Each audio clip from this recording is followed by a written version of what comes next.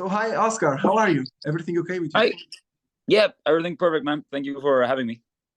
Yeah, and your first live album ever, The Monuments Tour, will be released on the 13th of October. How have the Yeah. reactions been so far?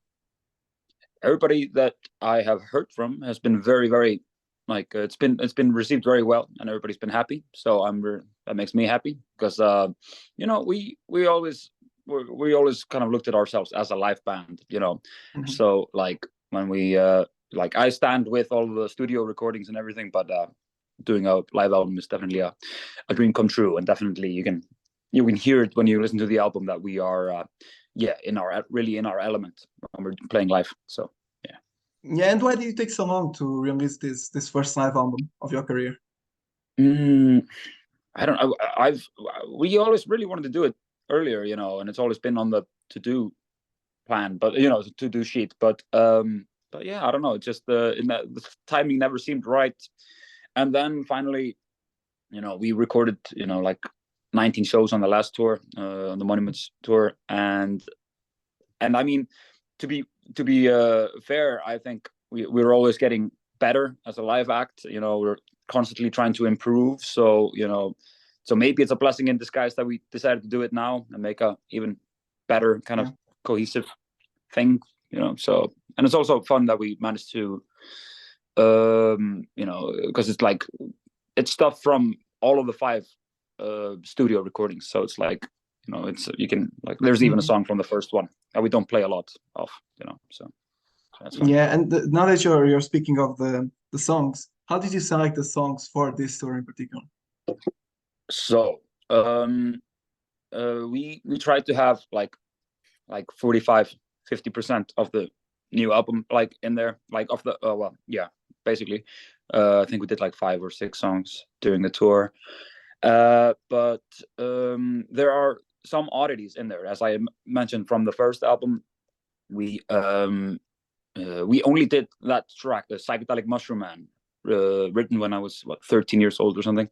Yeah. Was It was only we only did it on one show, and which is a harpa show, which we did in Iceland, which was it was like our homecoming kind of thing. We did it at the end of the tour, so we did like Mhm. 7 weeks on the tour, and then had 2 weeks off, and then we did that one. So my voice was a little bit fresher, but we were still playing tight and that kind of stuff. But on that tour, we really wanted to represent the album and play some tracks off the album that we wouldn't be playing later on, because we don't play like the normally we play the singles and a few like deep cuts, but so we like to keep the singles in there. So, and it's getting to the point that it's that many albums now that that yeah, it's hard to do a set list. you know Yeah, it's so, and it's already only going to get harder. So yeah, from now on it's only going to get harder. That's for sure. oh yeah, And oh you yeah, for chose sure. the best versions of the songs from each night, right? Yeah, it was like I think 17 or 19 recordings that I checked out, from like various parts of the tour. And then one of the last shows I checked out was the harpa show, because I was like, yeah, it was a good show, but then I listened back to it. I had a feeling like maybe it wasn't our best, but as I listened to it, I was like, I thought it was superior than a lot of the other stuff that I was listening to. So I thought and it just, the overall vibe that night was really, really special and great. Especially looking back at it, like sometimes when you're playing, you Yeah, can't really, yeah. you can't really feel it. Especially like you get hung up on little mistakes and stuff. We're very self-critical, so we can kind of get lost in that kind of thing. But so basically what it's compromised of, it's the first night, no, the first song, Whispers, that's from Amsterdam. And then I think song like 2 to 10 or something like is all the Iceland show, harpa. And then you have the 2 last songs, that was Zurich, I think. And even if the drum solo came from Spain, or no, not Spain, somewhere in France, I think. So it was a little bit of a puzzle there in the end of the album, but Yeah. I'm happy with the way it came out. Yeah, and how hard was it for you to, listen to all those little versions, spot the little mistakes in and there? How hard was it to select those songs? It was pretty hard. Yeah, I kind of wish that I just listened to the Harpa show to begin with and be like, okay, this is It's good, you perfect. know. Yeah, it would have been less work. I went through it all, and it was pretty extensive, and I had like notes everywhere, and it was also kind of exciting because at a point, you know, you're oh, this is such a good take. It's such, and then like something happens, you know, I mess something up on the guitar or something, and then I'm just like, oh no, god damn it. It was kind of nerve-wracking in a way to like, especially when I went through I'm missing a good, I don't remember which song it was. Maybe it was Crystallized or something. I felt that there wasn't a good enough version, and I had gone like through 10, and I was getting like nervous that there wasn't a good one. But yeah, what was I gonna say? Yeah, it was a few weeks of listening to it, and but I'm happy that, you know, the takes that are there are there, you know. So yeah. The reason why the first song isn't on the because our producer, our mixing engineer, Flexi, who also recorded Voyage and Arrival, he was with us doing live sound that night, and he forgot to press the record on the first track. So we probably would have used that one as well if it was there. Yeah, and why did you decide to, you know, select on this different songs from different shows instead of just one show from beginning to finish? Well, it was always the big, like the we always thought that we would pick one show and kind of have that as the base, and then if we would need some other tracks, then that would be like that. But I kind of wanted to go through everything and just see if there were some gems hidden there. A lot of good takes, of course, but there was and of course it would be cool, you know, to like if like, of course the majority is from the Iceland show, so Live in Iceland would be a good title as well, you know. So, and probably, you know, it's good for foreigners. Foreigners seem to love Iceland, you know. So, so yeah, but I don't know. Most of the greatest like live albums are compilations from stuff, you know. So I don't know. Yeah. So I was okay with it, you know. But if all of the performances from Harpa would have been on point, then, you know, I think it was like Clarity and Expand Your Mind. Expand Your Mind was good, but it was just slightly better at the Zurich show. So yeah. No, not Zurich, sorry, Switzerland. Yeah, and despite all of this, do you still think it managed to capture all the energy and all the things that you put up on stage? Yeah, I think so. I think this is the closest you get to going to a show, you know. I like also like the beginning of the album, you can hear just like little, like, you know, people are talking, and then slowly the intro comes on, and it feels like you're there. I actually was there, but yeah, I think I can imagine that a listener that wasn't there can kind of feel that. And, you know, there's a lot of like improvised stuff, you know, like I always do like a little blues thing in the beginning of Cocaine Sally, and that's different every night. And I do solo before Can't Get You Off My Mind, and there's a lot of stuff there that only happened during that performance, and, you know, it's not going to happen again. Like Expand Your Mind, for example, there's a part there where I start doing some crazy feedback stuff, and it's very kind of psychedelic sounding, and never done that before or since. So I think it captures that kind of, you know, a glimpse in time. I think that's exactly the best version of us at that time. So yeah, and so we can say that you are really proud. I think it's visible. You're really proud of this output. Definitely. I don't know how relevant live albums are today, but you know, I really stand with it. What about DVD? Have you ever thought about releasing the DVD version alongside this album? Yeah, that would have been awesome, but there was like practically no videos taken from the tour, and you know, that would have been fun. But yeah, I think that's something like for, you know, the next, probably like makes sense to do that next, you know. I also don't know how well DVDs are selling these days. You know, it's all kind of, the streaming world has taken over so much that. But we do have some like full shows recorded. Like with cameras, of course, and everything. So I don't know why that isn't on YouTube, but maybe good to let the live album go out, and then maybe after that release some live footage as well. Yeah, it could be a great idea. Yeah. And what memories do you keep from this tour as a whole? Yeah, it was a really fun tour. There was a lot of good times. We started off in September. We started off then, and we were with Opeth for like 2.5 weeks.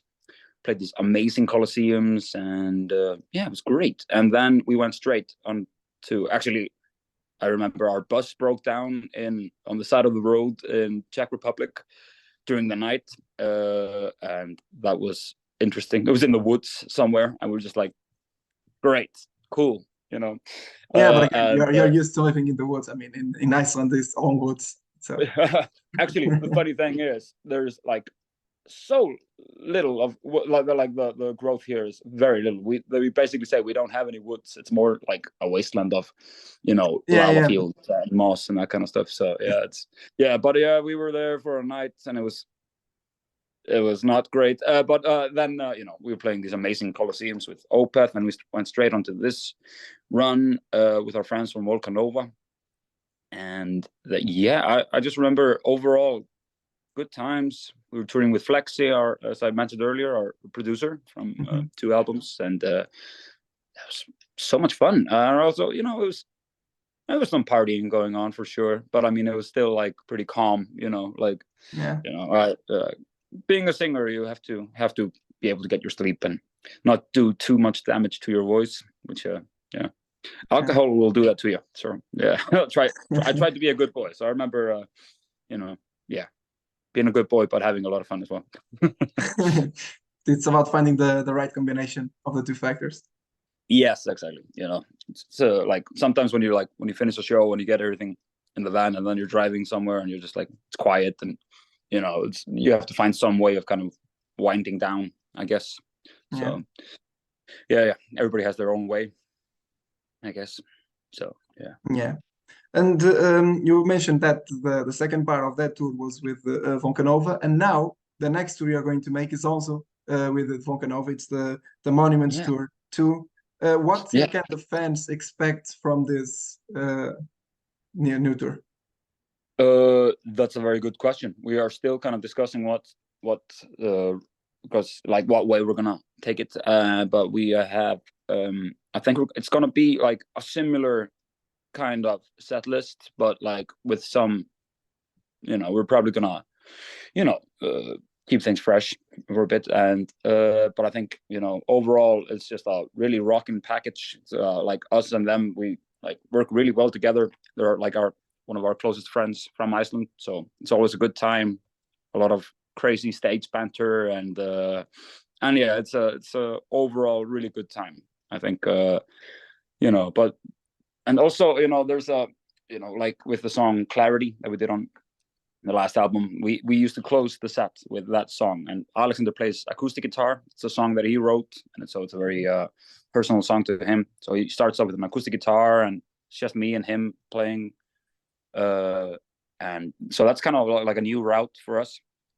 Back in the day, we would have never done that because it like has to be rock and has to be hard, and it has to hit you on the head the entire time. But it's important to have like hills and valleys when it comes to like dynamics and stuff. So overall, people can expect a really, really good time, and and it's probably it's our last tour with this material, with well, you know what I mean, like with supporting Monuments. So we're gonna hopefully in May or something, we're gonna start recording our new album.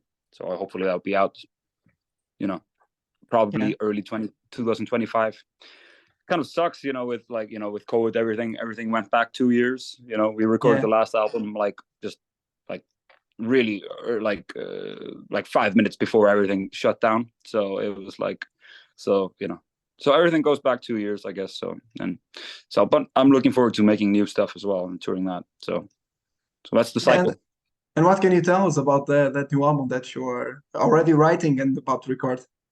Yeah, I just recorded the demo last night. I have no idea, for example, if that song is gonna end up on Vintage Caravan or on a Caravan album or whatever. But it's everything I've been writing recently has been, different, been very different, more calm for some reason. But I don't think, like, as I say, I'm writing a lot, so I'm not sure which way it's gonna go. We've only did one session that we played some new songs.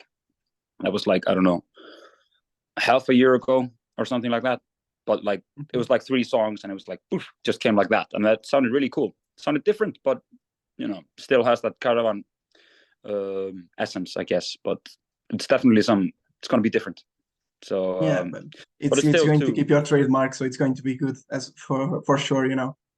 Cheers, man. Thank you. Yeah, I hope so, man. And yeah, I mean, between me and Alexander, I think we have like 2.5, 3 albums, worth of material. It's like we write a lot, and and it's also been a while. So we're gonna see where we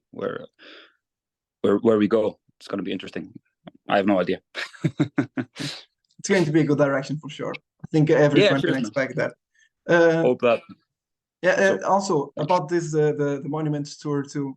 So far there is no headliner dates in Portugal, but I think you hold that to Portuguese fans also because of the show that got canceled in the first part of the Monuments tour. Yeah, man. Yeah, that was a shame. That was like, there was just, the reason for that was like the ticket sales were low, and it's something that Icelandic people kind of struggle with, with being, in time with playing, with buying pre-sales, regarding pre-sales, people are kind of slow here at least. So I don't know if it's the same thing or if I don't know what the status is with us in Portugal at the time, but I always enjoyed playing Portugal, and will always remember when we played Sonic Blast, and it was my birthday in 2015, and that was a great time, really fun. So yeah, much love to the Portuguese people out there. Yeah, and you also made a festival show also this year, so maybe you already know what to expect from the audience as well. If it's yeah, I mean, Portuguese audience are fantastic. My rule of thumb is that if it's warm outside in the country, people are going to be really, really excited, and fun to play to. So and in Iceland they can be pretty cold, but I love playing here as well. But yeah. Well, we're expecting you, me and every other Vintage Caravan fan in Portugal. Awesome, man. Well, Óskar, I think that's it. Thank you so much. Great, Would you like to send any message to your Portuguese fans? Just please keep on listening. Check out the live album. Share it with your friends if you like it, and hopefully see you sooner than later. All the best. All right, Óskar. Thank you so much. Was an honor. Awesome, man. Thank you so much, man. Have a great day.